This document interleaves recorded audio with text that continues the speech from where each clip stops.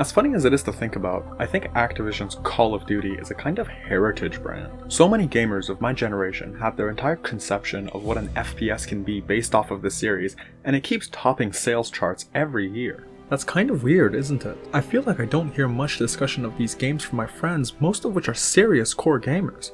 Yet year after year, it sells in the tens of millions of copies.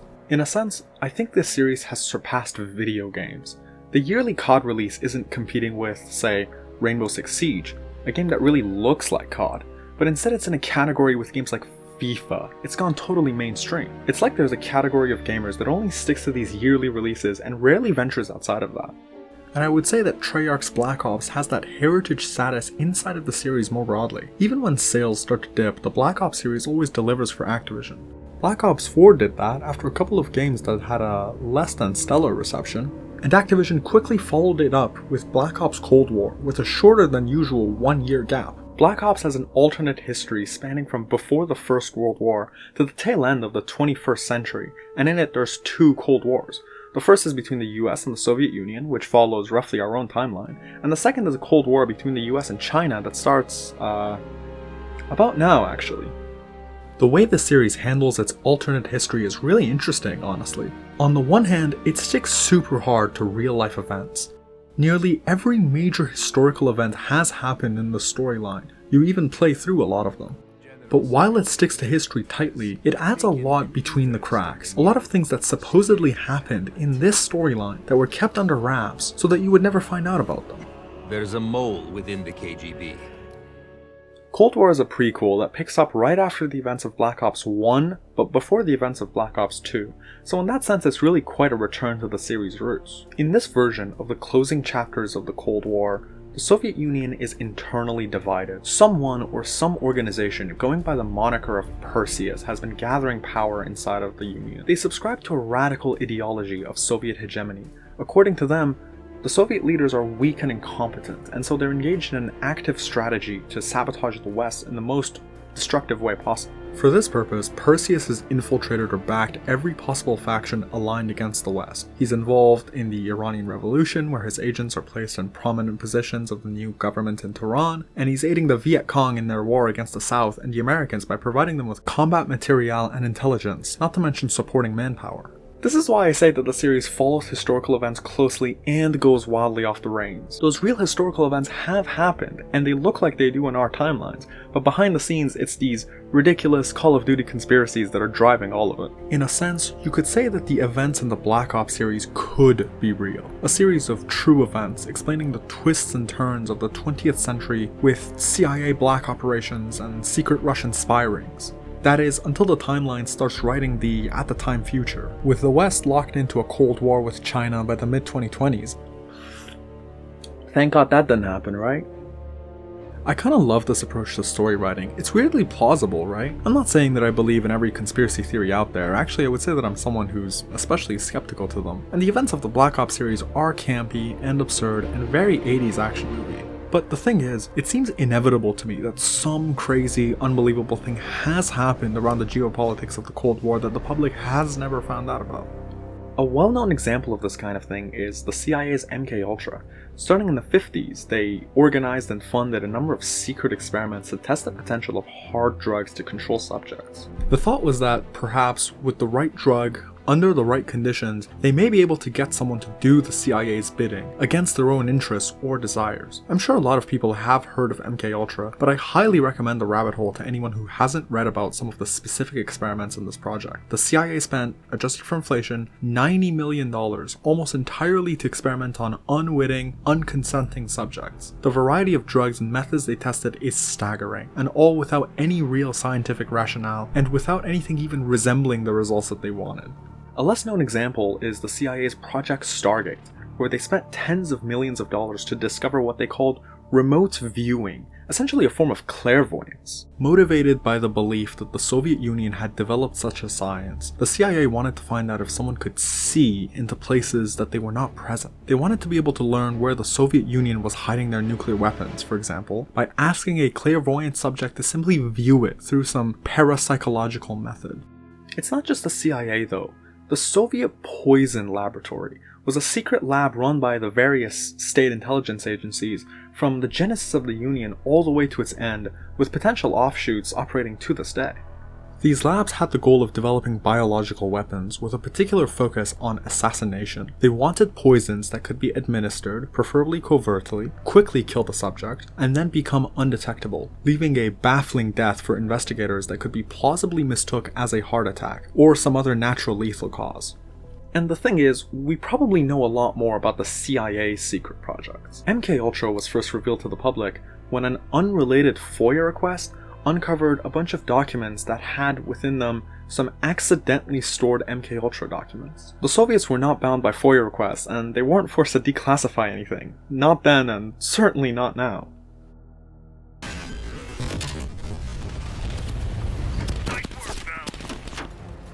When the Poison Lab was revealed, it was at the hands of dissident KGB employee Vasily Mitrokhin, an archivist whose job was to manage the stacks of documents the KGB would generate. Over time, he gradually became disillusioned with the Soviet Union and began hand-copying documents within the Soviet intelligence apparatus, which he hid in his house. Years later, he defected from the Soviet Union and only recovered those documents with the help of MI6 secret agents. There's truly no telling what the Soviet Union was up to that we simply don't know about. This is why I say that the events of the Black Ops series are entirely plausible. Of course, COD always takes things a level further. It's not unconsenting human experimentation, but rather a plan to detonate nerve gas across the United States. That's a little bit harder to believe, but if you think about it even a little bit, it's hard not to notice that the Soviets literally had a biological weapons lab.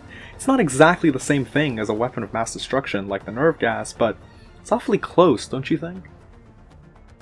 In Black Ops Cold War, the project in question is Operation Greenlight. The US military has hidden nukes in every major European city, ready to be detonated in the event that the Soviet Union invades those countries.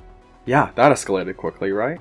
Well, it gets worse, because Perseus, that radical Soviet spy ring, has infiltrated Operation Greenlight. He has access to every nuclear device, and he's planning on detonating them, blaming the oncoming apocalypse on the United States. We play as Bell, or in my case, Arvin Bell Kashbaresh, for most of the game, but for now we play as returning character Mason, deployed to Amsterdam. With nowhere near the adequate clearance to know about all that Operation Greenlight stuff, Mason is part of a team led by new to the series Russell Adler, and we have Woods, Hudson, and Black returning from the previous games. The hostage crisis has just kicked off in Iran, and the CIA has found two names linked to the situation: Qasim Javadi and Arash Kadivar. Ronald Reagan approves the mission to capture Qasim with the aim of getting info about Arash's whereabouts, who's the real big fish here. Hold on, wait a second. How does that make sense? When it comes to the specifics of these historical events, this series makes a lot of smaller mistakes. The first thing that immediately threw me off is that Ronald Reagan is the one that approves this mission. But it was the Jimmy Carter administration that negotiated the hostage crisis, right? When you load into the mission, you're told that the date is the 12th of January 1981. The Algiers Accord, which resolved the crisis and sent the hostages home,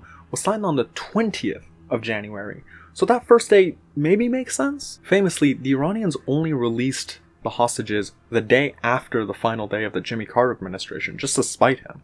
And so it makes sense that Ronald Reagan is involved, but he probably shouldn't be approving this mission. I think that the game is trying to suggest that this operation that you're about to play through is what really ended the crisis behind the scenes, which is brilliant. It's exactly what the series does, right? Take these kind of wild, ridiculous secret projects that actually shape the events of our world. But again, it can't really be Ronald Reagan that approves this mission. He was not the president at the time. He was only inaugurated on the 20th.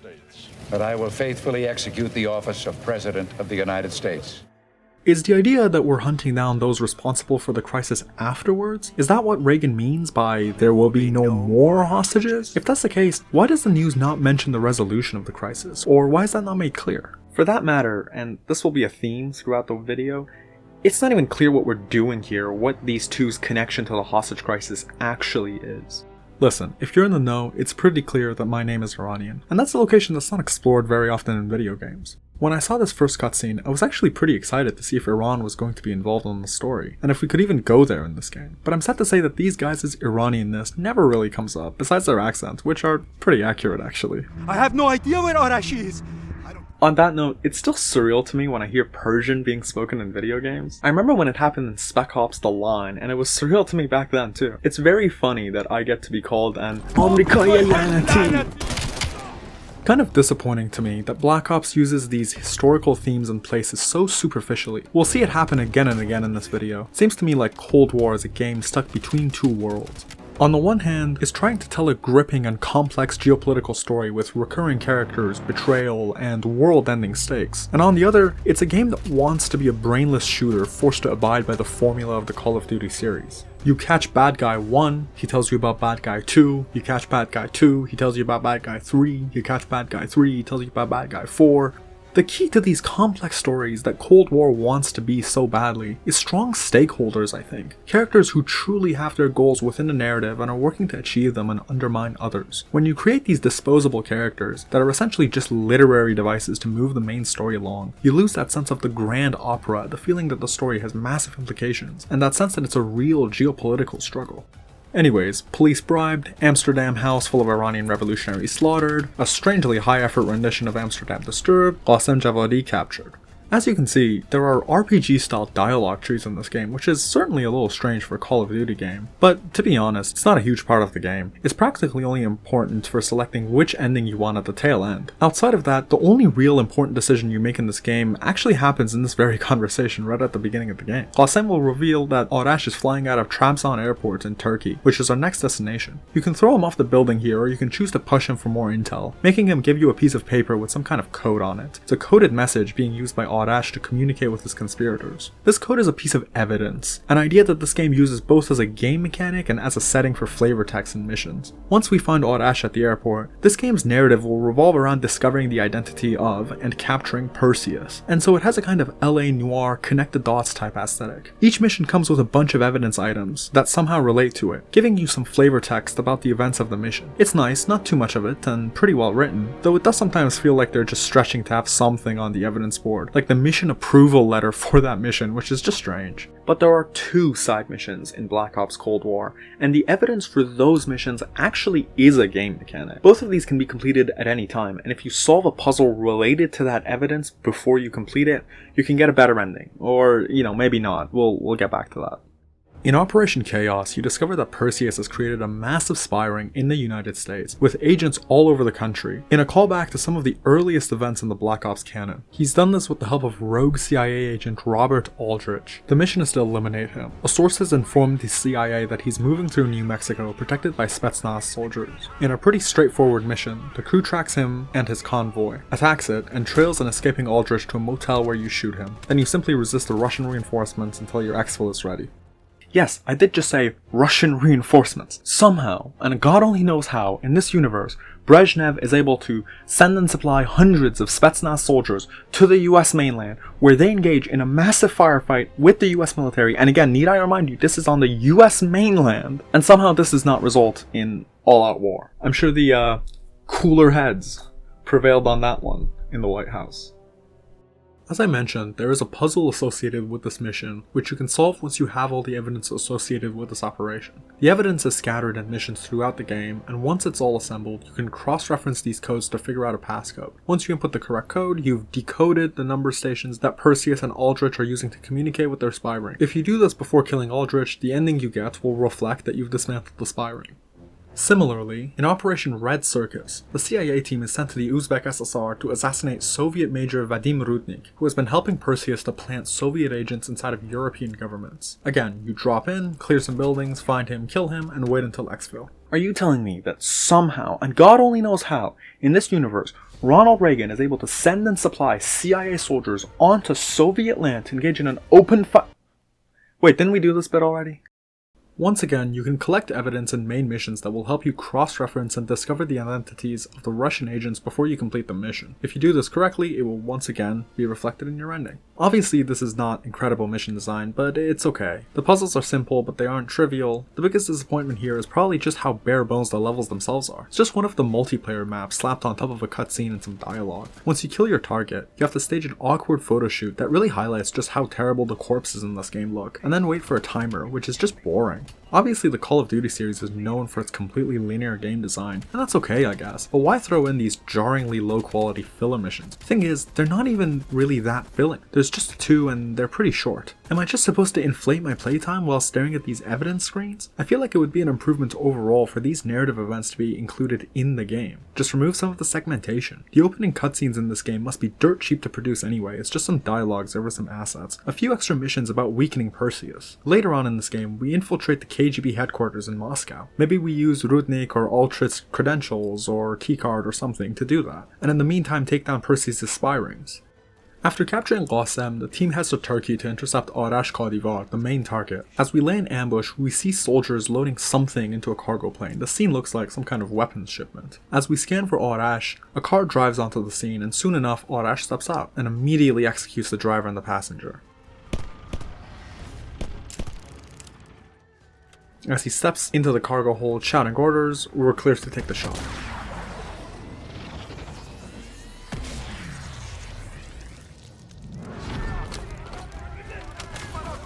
Failing the assassination, the team chases Arash as he tries to take off into the plane using a remote control car with a bomb rig to it to blow up the plane and stop him.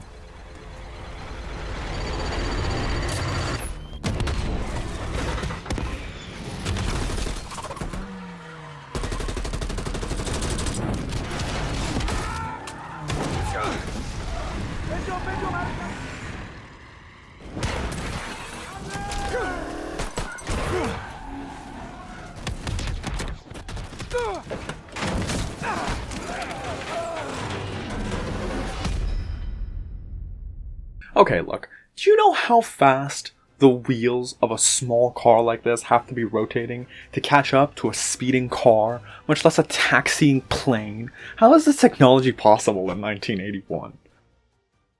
Once you come to, Arash is in CIA custody. You got a rush. Should have freed the hostages when you had the chance! Hostages? It was never about the hostages. His plan is already underway. You won't be able to stop him this time. Stop who? Perseus. Bullshit. Perseus is dead. Dead? All this time and you didn't even know.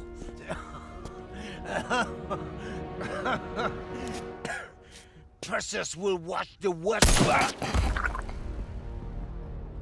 Hudson will want to hear about this. Let's sweep the tarmac for survivors and get to Langley. Who the fuck is Perseus? The appearance of Perseus here is taken to be quite a big deal. The team is sent to brief the White House on the threat that he poses, and this cutscene includes an excruciatingly modeled Ronald Reagan. Just incredible. Is the threat real? Yes, sir, we believe it is. Can you stop Perseus? We can, sir. Reagan approves a special team to be formed to go after Perseus, and Adler brings in a few more men. Sims, who served alongside Adler and Bell in Vietnam, Lazar, a Mossad agent, and Park from MI6. In another cutscene, we're told that Bell's a newcomer, and that he's one to be watched closely. Bell? Well, don't get me started. That's the one we need to keep our eyes on. This team is tasked to track down Perseus in some way, but they have essentially zero leads. In a desperate move, Adler has us engaged in a sort of memory exercise, delving into Bell's memories of the Vietnam War, when Adler and the CIA first became aware of Perseus. This mission is Bell's recollection of the Black Ops version of Operation Fracture Jaw. In the real world, Operation Fracture Jaw was an initiative by the US military to move nuclear weapons into Vietnam so that they could be used against the Viet Cong in short notice. It was also a plan that was abandoned before it could be executed, as pressure mounted in Washington against the Vietnam War. Remember when I said that it would be absurd for a superpower to bring nukes to a foreign land to use as a contingency plan? Maybe this series is not that unrealistic after all. As Bell tours the camp, Adler briefs Sims and him on the mission at hand. Two objectives: investigate reports of a Soviet presence in the area, and secure an American asset that needs to be picked up. The Soviets can be found in a makeshift radio shack behind a red door. This door is important, and it comes up again. As you approach this door, the memory becomes distorted and echoes can be heard. When you open it, you're greeted by what are clearly Soviet agents, grappling Bell immediately. After dispatching them, you find that this is some kind of radio room. Bell grabs the comms log as intel, and the team extracts, headed to retrieve the American asset, only to find out that the Viet Cong have somehow acquired attack helicopters. When did the car get burned? They don't. Fucking Soviets. With some of the worst helicopter controls I've ever used in a video game, you make your way through the mountains while fighting North Vietnamese helis and fire from the ground. Adler radios the line, "No civs here, all targets valid," as you tear through farming huts on the mountainside, which, how does he know that? Definitely seems like there would be civs here, especially, since we're near a US base. I mean, I guess this was the Vietnam War, so maybe that tracks. When you fight through to Firebase Ripcord, the commander orders troops to deliver the asset to the vehicle. Obviously, with the giant radiation sign on the device, everybody realizes this is a nuke, which means that the US has brought nuclear weapons to Vietnam. Go. Now. Godspeed, Commander. A fucking nuke? Are you fucking kidding me, Adler? It's a failsafe. That's all you need to know. We that desperate already. Not yet. See, unlike her own, in the Black Ops universe, Operation Fracture Jaw was not abandoned. The US military moved at least one nuke, this one, to Vietnam. Perseus, at the time unknown to anyone on the team, somehow found out about this nuke and wanted to get a hold of it. So he influences the Viet Cong and supports them to mount an attack on Firebase Ripcord just to get the nuke. This is why Adler's team is sent to recover it when the North Vietnamese push south.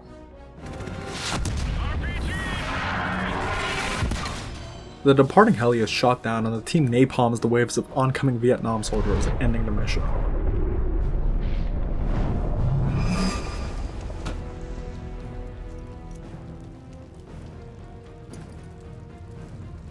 You think we can call this a success, Sims? At least the nuke didn't go off.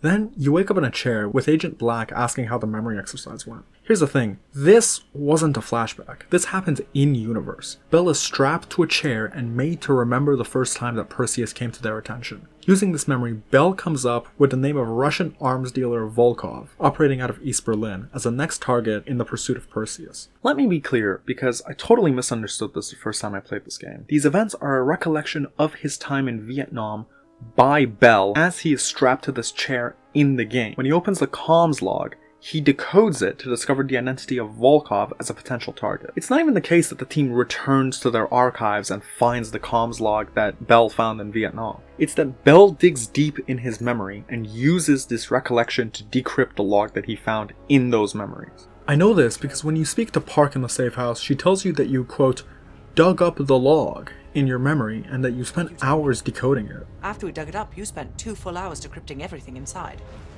You seem to think Volkov was the name to pay attention to.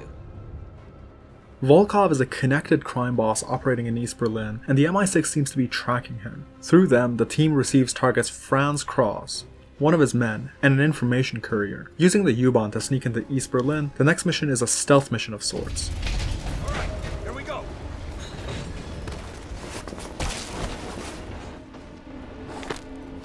Careful. East German guards still patrol these.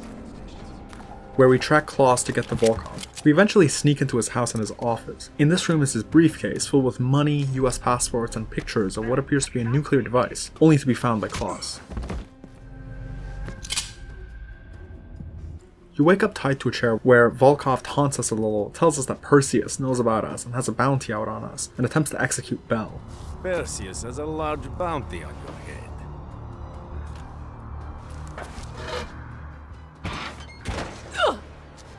I could probably make use of you, but you are damaged goods.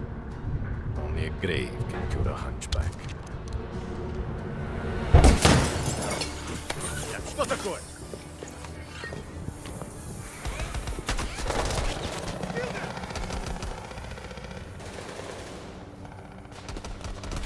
As we chase Volkov and fight off his men, I want to take a moment to talk about the gunplay in this game because I really enjoy it. It's so fast-paced, temp to kill is low, guns are explosive and deadly. It's tough to describe, but this game really captures this idea I have about 80s guns, where they're only just past the unreliability and simplicity of the guns of the early century. Even though there really isn't much actual recoil, the screen shakes a ton when you shoot, the sound design is phenomenal, and most prominently to me, the hit markers are these frantic and chaotic bursts of dopamine that are truly satisfying. I can't praise the way these guns feel enough. On the other hand, I was recently watching a White Light video, the one on Far Cry 6, and he made a point in that video that really made me think. You see, in that game, Ubisoft added hit markers for the first time in the series, and they felt pretty good there too. But White Light describes a sort of mini-game that happens when you're playing a shooter that involves reading the animations of your enemy as you shoot them. Kind of resource management metagame, where you have a limited amount of DPS and have to decide when to stop shooting an enemy to focus on others, which you can perfect by getting better at reading when they're actually dead. And he describes how this is a great mechanic to add depth to shooting combat, and I kind of can't help but agree. I think that shooters in general are a kind of resource management game, where at any moment you have to decide where to place yourself, to trade off between damage dealt and taken, and when to retreat and reload, when to risk certain movements for an advantage. In my previous Far Cry 2 video, which nobody actually watched, I talked about the fundamental unit of a shooter, where you see an enemy, raise your gun, shoot, and they die. And I think that still applies, but the precise quality of a shooter, how long it's interesting and can hold your attention, involves the pieces and metagames around that, I think. Better maps make for more interesting movement decisions, mechanics like grenades and throwing them back, a classic in the COD series, are kind of wrenches in your plan that require you to adapt. Even a mechanic like headshots does this. You can make momentary decisions to take higher difficulty shots for more DPS, and this is a trade-off that you can get better at by increasing your skill level. In this sense, Call of Duty as a series fails, at least in the campaigns, and it's kind of a shame. I know nobody looks at the campaigns of the series for depth and strategy, but just because a series has historically sucked at a certain aspect, why do we just accept that? COD has always had beautiful design direction and at least interesting stories. Why do we put up with mediocre popcorn gameplay? Funnily enough, Cruelty Squad has a similar design to COD in that it's just a series of levels, but it's a lot more mechanically interesting. Imagine if there were decisions to be made in Cold War about what weapons and equipment you take into each mission. Imagine if the game was difficult enough to force you to experiment a little, come up with some unique or interesting strategy, or just get so good at the gunplay that you can take the enemies head on. Volkov gets captured and handed off to MI6. The evidence in the suitcase confirms our worst fears, that Perseus has somehow gotten some kind of nuclear device and was moving it through Germany. A set of coordinates in the briefcase leads the team to a forest in Ukraine. Satellite pictures reveal a military base, and our next mission is set in stone. Woods and Bell are dropped by helicopter near the military base, an enormous monolith of concrete in the forest. Look at that monster. Reds could be hiding anything inside. While this introducing shot is really cool and cinematic, this actual mission is completely forgettable. You sneak around or fight through the courtyard, hide behind something while a searchlight passes, then fail to break into a building only to be saved by Woods.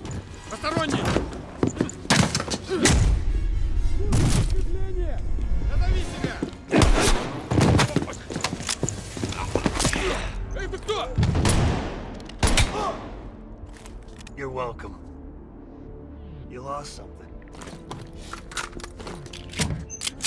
As you make your way through the base, you come across an arcade full of American arcade machines, and looking out the window reveals a recreation of any town USA. At least that's what Wood says, but to be honest, I have no idea which American town would have such a pedestrian-friendly and walkable downtown like this.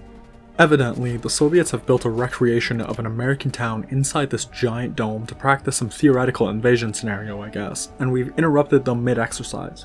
We fight through these soldiers, go through the backstage of another arena, only to steal a vehicle and rampage through it on the way out, but not before investigating a computer with Perseus' nuke info on it. Obviously, the cast now realizes that the nuke in Perseus' hands is American-made, one of the devices built for Operation Greenlight, where the US placed nukes in major European cities, and Woods gets mad at the higher-ups on our behalf. Adler suspects that Perseus' plan is to detonate the bomb, blaming the destruction of Europe on America, and shifting the sentiment of the entire world against the United States and towards the Soviet Union. Careful, Hudson. Next time, I might not stop Woods. And I'm just left wondering, what the hell is this level? We have a giant brutalist megabase with a fake American town inside of it, and it's reduced to a shooting arena. Imagine what you could do with this. Not only could you stage fights on the roof or sides of this thing, with aircraft raining fire as you fight soldiers from below, an interesting encounter on its own. A base like this is exactly the kind of level design that allows for multiple entrances, hidden vehicles to use, traps you can set up, quiet approaches, something in between. Think a mix between Cruelty Squad and Hitman and Call of Duty set pieces could be something truly great, but instead it's a room shooter. Go from room to room, clear enemies, go to the next. What could have been versus what we actually get, that missed opportunity, is a profound disappointment.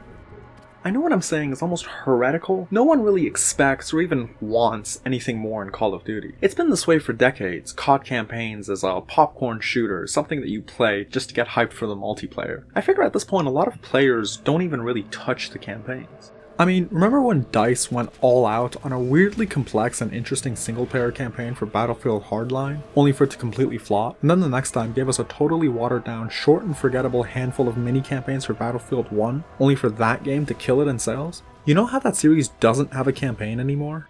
I really suspect that each subsequent COD campaign was seeing less and less playtime, and recently Activision has just been remaking popular campaigns from the past. Is there a future coming up where COD games don't have a campaign? And I think the biggest shame is that I feel these games are almost trying to be more than that, as though the writers and designers want there to be something more. There's a mission coming up that really exemplifies this, but it feels like the old formula always pulls the game's direction back, never quite letting it do anything interesting. Every new idea, when it's something compelling, gets butchered to pull you back into the killing gallery that these games are known for. For example, this idea of Perseus stealing an American nuke that the American public doesn't even know about, it's really interesting in my view. It's a real geopolitical disaster with massive stakes. The fate of the entire world lies in balance, and there's all these complex ethical questions to think about. But it's immediately completely botched by the next mission.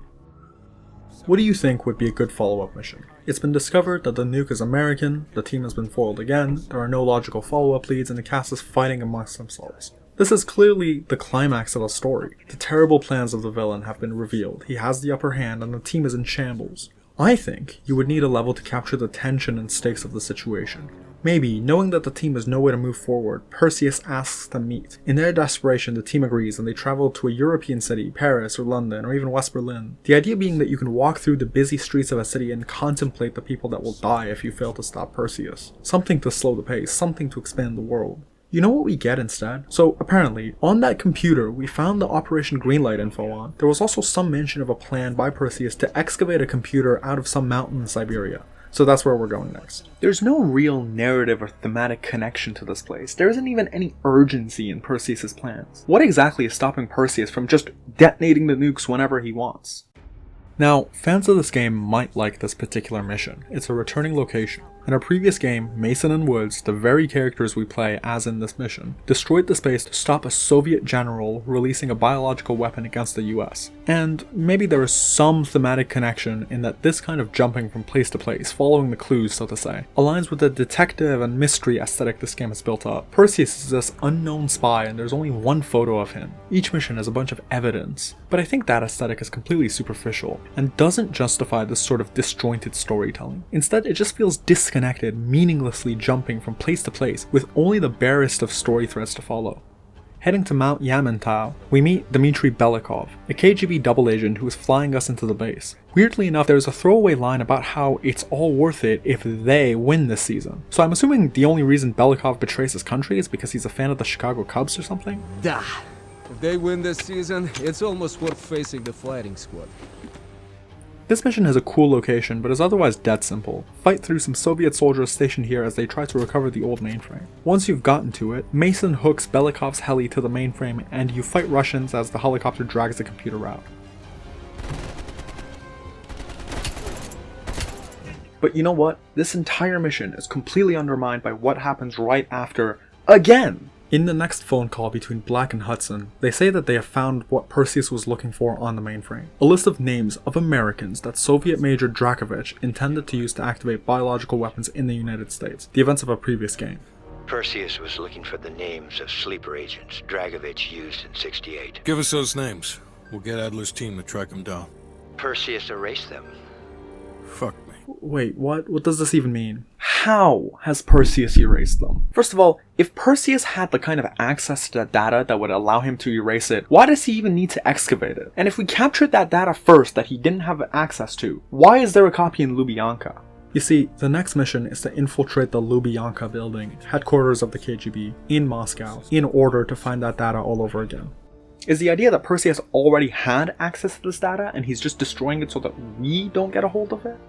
If that's the case, why wait around? Why not pull the fuse on a grenade and leave it next to the mainframe instead of waiting around for us to come along and steal it? Or, once he sees us there, as we drag this giant machine out of the sinkhole of hell, why not just order the men to shoot the hell out of the machinery to destroy the data, or shoot a rocket at it? And further, if he deleted that data, why fight us in the first place? I mean, he would have known that the mainframe was useless to us anyway. And further, if he was gonna delete the names, why not delete the metadata too? How did we discover that the deleted data was a list of American sleeper agents? Is he trying to leave a trail for us to follow? I mean, the questions just keep coming. Clearly, Perseus knows about Adler's team following him. When he finds out that someone has stolen the mainframe, why does he not destroy that same data in Lubyanka to make sure that we don't get a hold of it? I really think the plot falls apart here. It really seems like there was no thought put into place about what Perseus would actually be thinking and what he might do in this situation. And all of this obviously totally undermines the Yamantau mission by itself. There was no reason for us to go to Yamantau when we clearly could have gone straight to Lubyanka. And maybe worse, the only reason that we know that such a list of sleeper agents exists is because Perseus went looking for it. Since we found out that this data is important by learning about the excavation undertaken to destroy it, we would have never gotten a hold of the data if Perseus just did nothing. Worse yet, you can tell that the team at Treyarch actually had bigger ambitions for this next mission. As a kind of stealth mission, the Lubyanka mission is the first time that this game really slows down and lets us think about the narrative and try to immerse ourselves in its setting.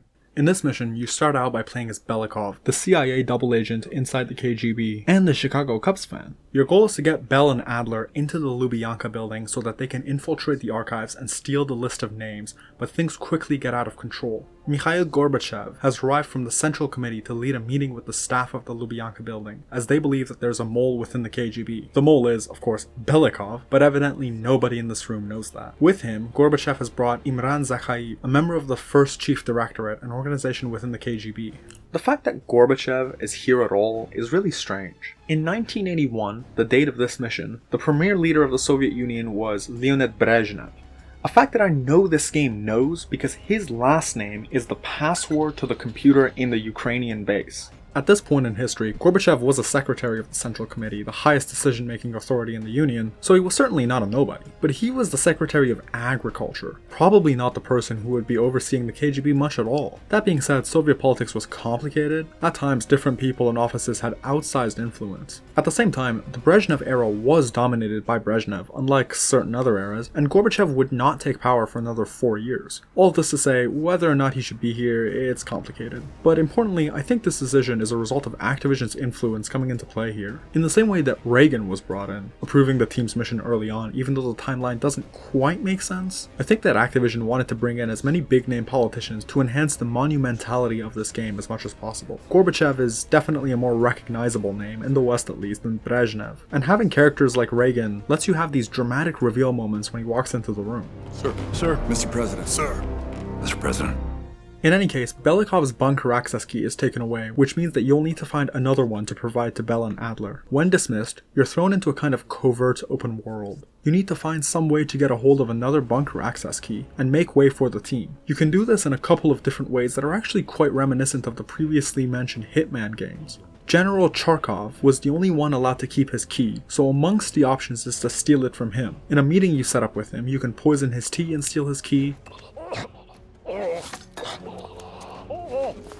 or convince a prisoner he visits to kill him if you can promise the safety of the prisoner's family. Alternatively, you can procure a new keycard and reprogram it to work on the bunker, or frame Charkov as being the mole. Each of these goals involves other tasks, sometimes in restricted areas. Get a hold of some poison, a bribe for the guard at the armory which holds the keycard reprogramming computer, getting leverage against the prisoner, reprogramming the Lubyanka mainframe to frame Charkov. It's the start of some decent non-linearity, some interesting options, some improvisations. It's not that these decisions are super interesting or anything, but they are a big departure from how this series usually handles these kinds of missions. This is why I say that this mission is the most interesting, and one that shows that maybe this series can have some more in-depth ambitions. Unfortunately, to become truly great, I think it needs to take a broader approach to this kind of game design. This kind of short, closed-off section hints at something more, but ultimately, your decisions don't affect anything real, and to be honest, it's only one decision, which of these 4 approaches you're going to take to do the exact same thing. No decision that affects the rest of the game, or even the next part of the same mission. You see, after getting a hold of the bunker key, Belikov lures 2 guards to the furnace room, where he lets in Adler and Bell, stealing the guards' uniforms. Wasn't sure you'd come through. I don't have much choice, do I? They are then tasked with getting into the archive, stealing the list of names Perseus was after, and fighting their way out. Could you imagine how interesting it would be if Belikov's choices affected this part of the mission? Maybe he had to make some choices about what kinds of equipment would be available to Adler and Bell when they first come through, or he could sabotage the response of the KGB once the infiltration is discovered. Maybe, even, the tasks required to do those things could be pretty difficult, and failing at them could make the infiltration even harder somehow. Maybe Belikov can fail and get captured while doing them, and his absence would make some future mission harder somehow.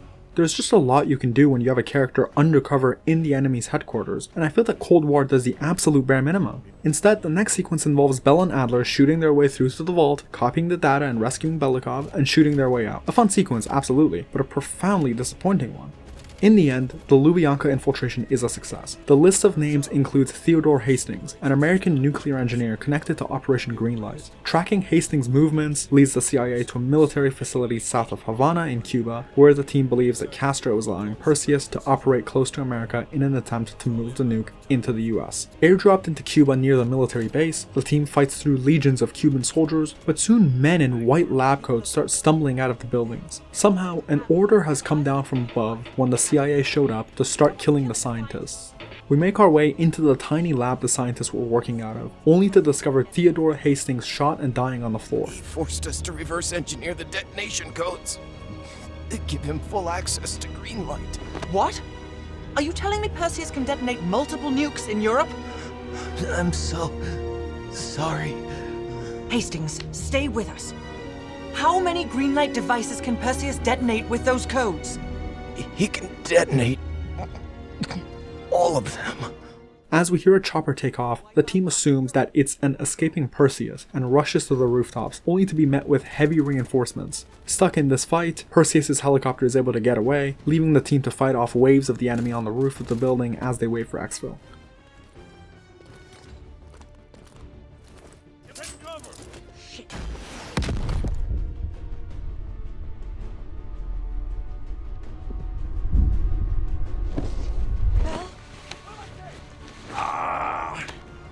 My legs. Contact in T-minus 10, 9, 8, 7, 6, your ass, Bell. 5. We're nearly out of time. 3, 2, 1.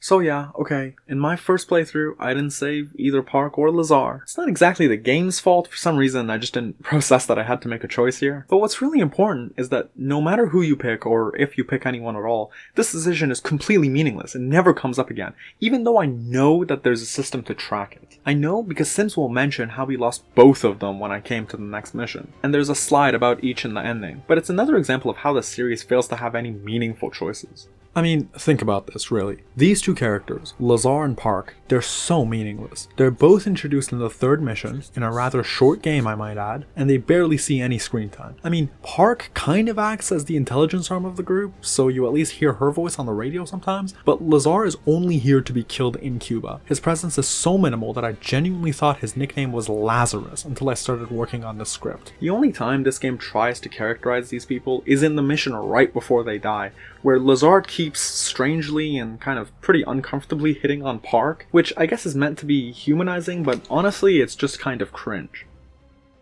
And it's strange. There's almost an implication that there was something more planned for this character. The Treyarch website has a few paragraphs written about her, with an ominous final line about how, whether her partners know it or not, Park's loyalties are with MI6 and the Crown. Something that literally never comes up. Was the story changed at some point? Was she meant to be more significant than this? I don't think we'll ever know. After leaving Cuba, we're shown another phone call cutscene. Perseus has access to dozens of nukes throughout Europe and is planning on detonating them, blaming the US for the disaster. And the team have no idea where he plans on broadcasting the detonation signal from. Millions of people are gonna die and the United States will take the blame. You need to find out where he's planning to broadcast the activation signal. How are we gonna pull that out of our ass? Bell knows where it is. Bell? This goddamn science project was a failure! Don't count Adler out yet. The man has a deep bag of tricks. Yeah, Bell is supposed to know the precise location, somehow. Adler drags Bell back to the West Berlin safe house, and he's strapped into a chair where some kind of memory exercise takes place, aided by ample drugs injected through Bell's left eye. Ew.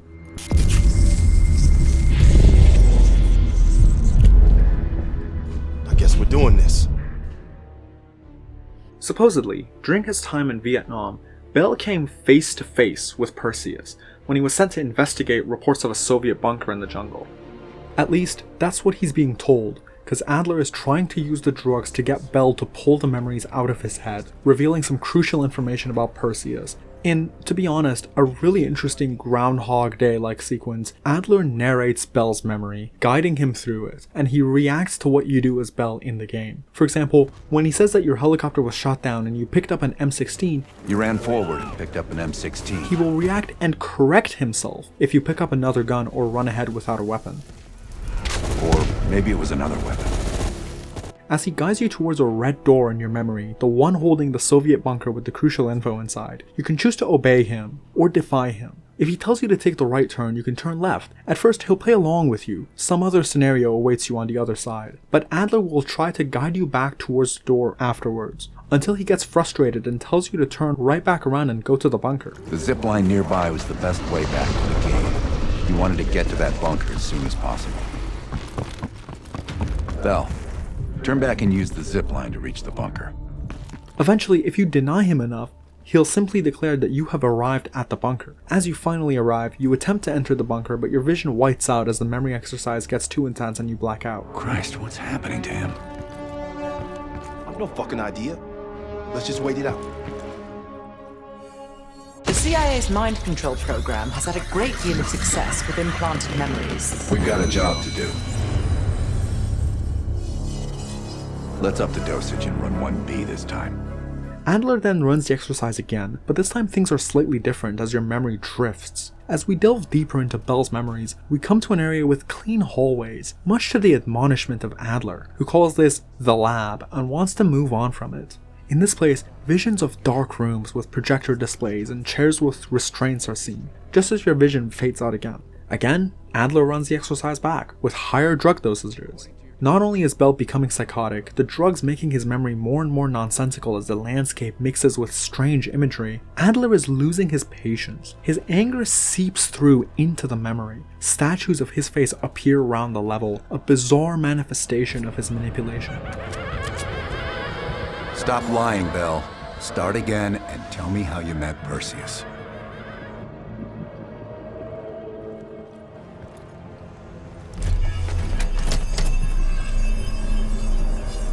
I don't care if the door was fucking stuck. Open it. When Bell reaches the bunker, the door leads to hallways and more doors, with nonsensical layouts and scales. We have no leads left. We'll push until we get what we need, or Bell dies. Script 17. Ready. Bell, we've got a job to do. Put back into the memory, Adler skips through the entire thing. We've been over this already. Skip ahead to the next part. The bunker door was right there at the ruins, Bell. You went in. This time, it truly leads to the bunker. At the end, a table, headed by Perseus himself.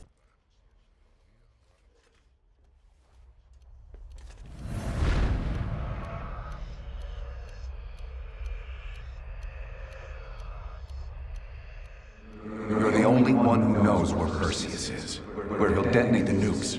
Where is he, Bell? Comrades, the United States and its allies slowly consume that which is dear to us. Our leaders continue to weaken under this threat. It is the moral duty of Perseus to act when they will not. Soon we will possess an American nuclear bomb. The key to unlocking their entire green light arsenal. Once we control the green light arsenal, we will detonate them all from the safety of Solovetsky. Solovetsky, a small island in the depth of Russia's north. It is where Perseus will broadcast a signal to destroy Western Europe with American nuclear weapons. But as you wake up in some car, a bullet in your chest, it becomes clear that not all is as it seems.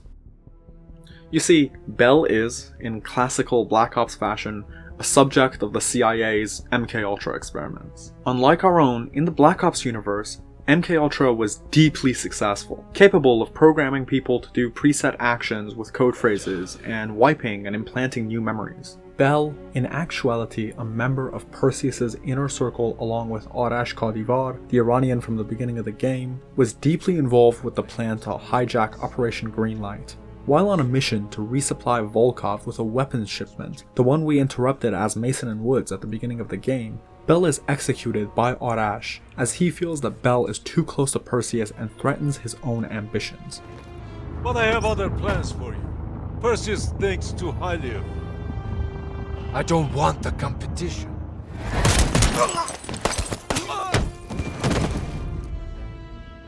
Indeed, we watch this execution as Mason at Trabzon Airport. After Arash is killed by Adler, the CIA team investigates the truck he arrived in, finding Bell alive but gravely injured. He's taken into an American black site, the lab, that we visit in the depths of Bell's memories. There, his memories are overwritten, replaced with memories of serving alongside Adler and Sims in Vietnam.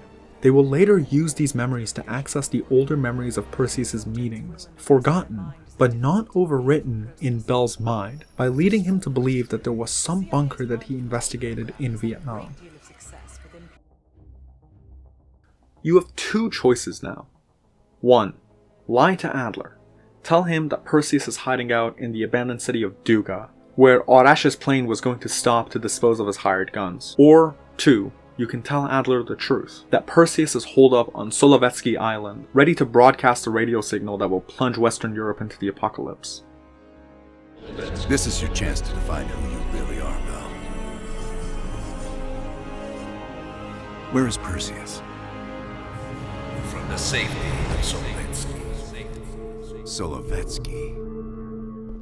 If you do tell him this, the team storms his compound in Solovetsky, clearing AA guns to allow American bombers to level the site. With this ending, we foiled Perseus' plan to wipe Europe, but he somehow manages to escape. In a phone call between Reagan and Black, it's said that the response from Moscow is confusion, suggesting that Perseus may have been acting alone. We then go through a series of slides, going through the repercussions of our actions on the characters who could have been killed and the side missions we may have completed. In a final somber scene, Adler and Bell are on a cliffside. Arctic air. Clears the head, doesn't it? Heroes have to make sacrifices. That's why when I ask you for, I hope you understand. It was never personal.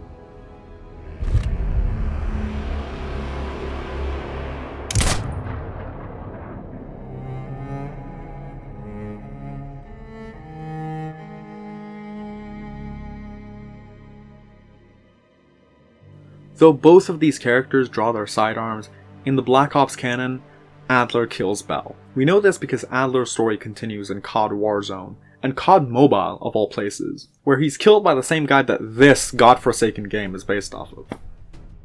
Alternatively, you can lie to Adler. Tell him that Perseus is in Duga. The cast plans a massive attack on an abandoned Soviet city in Duga, only to realize that it's totally empty and that Bell lied to them. Bell is killed in Duga, but in a cutscene with Reagan and Black, we're told that nukes across Europe were detonated, and details of Operation Greenlight released, with the whole world knowing America's role in the destruction of Europe. That son of a bitch. But after lying to Adler, Bell also has some time to set up an ambush, covertly alerting Perseus to the American attack on Duga, allowing him to bring troops there and lie in wait. In this case, when the team realizes that Bell lied to them, an ambush is triggered and Perseus' men attack Adler's team.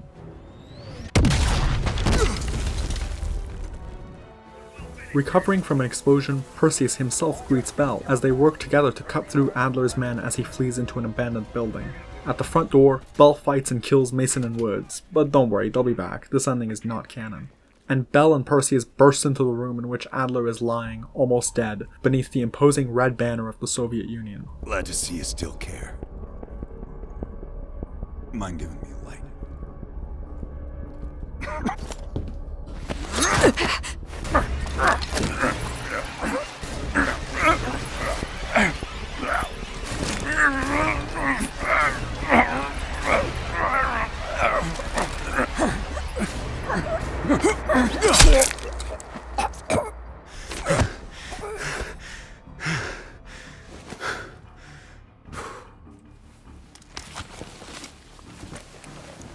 You remember my face, don't you?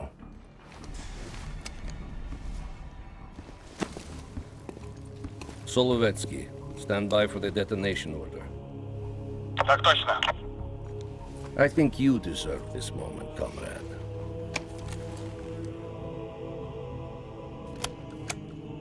Так точно. I wish we could return to Solovetsky to watch it all unfold, but that chapter is closed now. We begin the next one together. You did well.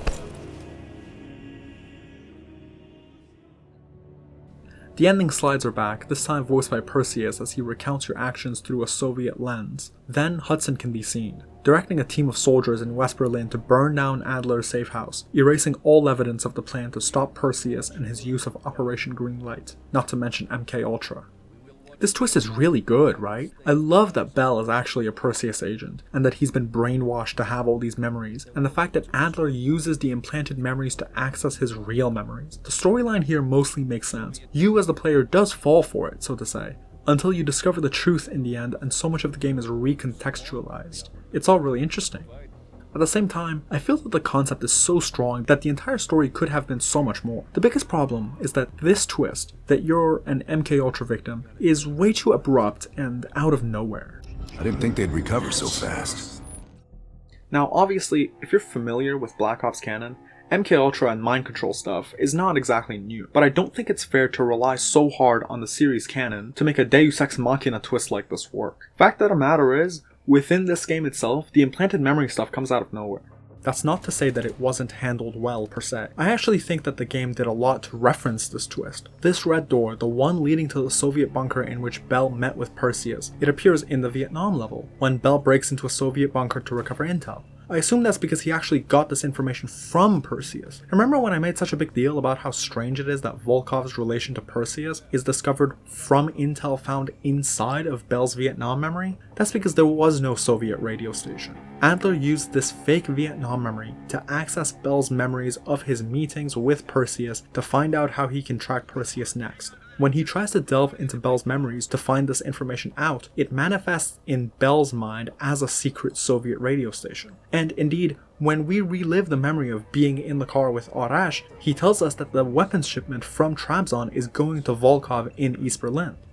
But when I say there are a lot of references to this twist, I really mean that. They aren't clues per se, they really are just references. They can only be understood when you know the twist. There are so many times different characters will hint that Bell is unreliable or untrustworthy, which of course we know is because he's a science experiment originating from Perseus himself, but they can be understood completely without any knowledge of the twist of the game, as reservations of higher-ups to trust someone new to black operations that Adler pulled from his own circle.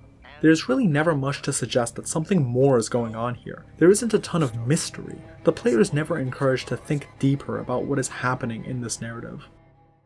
I guess you could say that Black Ops Cold War is missing thematics. For a premise so strong, a successful MKUltra, implanted memories, mind control, there just really isn't much to support it thematically. I mean, if the twist to my game was that Bell has all these implanted memories, I would be filling my game with false memory imagery. Times when things are forgotten or when characters are forced to confront the fact that their memory is fallible. Maybe Adler walks Bell through the Vietnam mission with a voiceover in the same manner as when he tries to talk Bell into revealing Perseus' location, with him misremembering parts of the events of Vietnam. I think there's a lot you could do there, especially as Bell's memories are faked, but based on Adler's memories. Maybe they accidentally meld somewhat, leading to confusion and hinting that this memory is not as it seems. Maybe some part of the mission goes badly because the memory that it relies on is unclear. Hell, maybe we could have went back into our memories multiple times to create a through line of this theming of memories and identity. It's clear that the writers wanted something like this. This red door is their strongest piece of symbology, and frankly it's a genuinely fantastic one. It's so interesting that it's in reality the door to the bunker from Bell's real memories, and is used to access these old memories by pretending it's the door to something else in the implanted memories. And in that way, the meaning of the door changes every time it's seen. First in the radio station, as a kind of out of place but still benign door, to an important marker of a crucial event from Bell's past, to the indicator to his true identity as a Perseus agent. This is the perfect symbolic imagery to use here, and yet it's so chronically underutilized, to the point that I didn't even realize its significance during my first playthrough. If we revisited memories more often, with the red door often returning as this mysterious recurring motif that always hides some crucial info from Bell, almost threatening in its mystery, could have been legendary. It could have been the Call of Duty version of the hatch from Lost. And so much more could have been done to integrate the story together. In the previous Black Ops games, we see that the Soviet Union also has some kind of mind control or implanted memory technique. What if this event, with Lazar or Park dying, happened earlier somehow,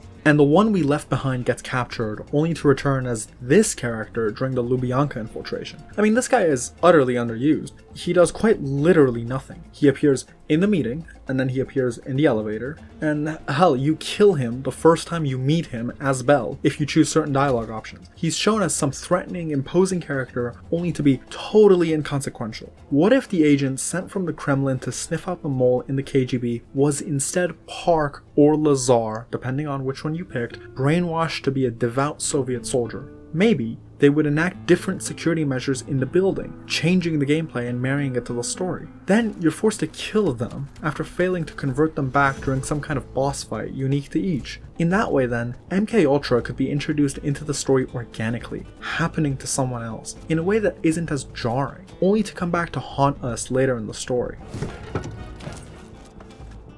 This is just one idea, and not even a particularly brilliant one, that could help to tie together the events of this game. And I could keep discussing more and more ideas, but frankly this script is starting to get very long. So it suffices to say that Black Ops Cold War is a massive missed opportunity. This game has great art direction, gameplay that just feels good, and clearly talented writers that care about the story, but everything just falls short of what it could have been. The gameplay has the infrastructure for a fantastic, systems-driven, non-linear mission design, with tons of meaningful decisions and replayability, and the story has found a seriously compelling set of events for us to follow. But a story cannot just be its events in order. What makes a good premise into a good story is presentation, building questions for the audience to wonder, and then form answers to organically, aided by thematics that create a sort of internal logic to what is and isn't within the realm of possibility for that story.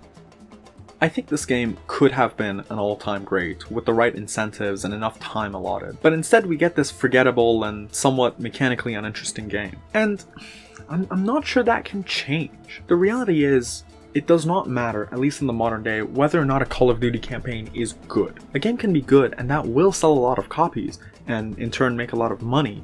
But at a certain scale, the kinds of sales that come from a game like this just don't move the needle. Activision does not care if they make a good campaign, regardless of how many copies that will sell, because that's just not their business model. It's microtransactions, and built properly, even a mediocre game as a service will out-earn a single-player game, by an order of magnitude even. Until that changes, COD campaigns can and will only be good through sheer coincidence. Thanks for watching.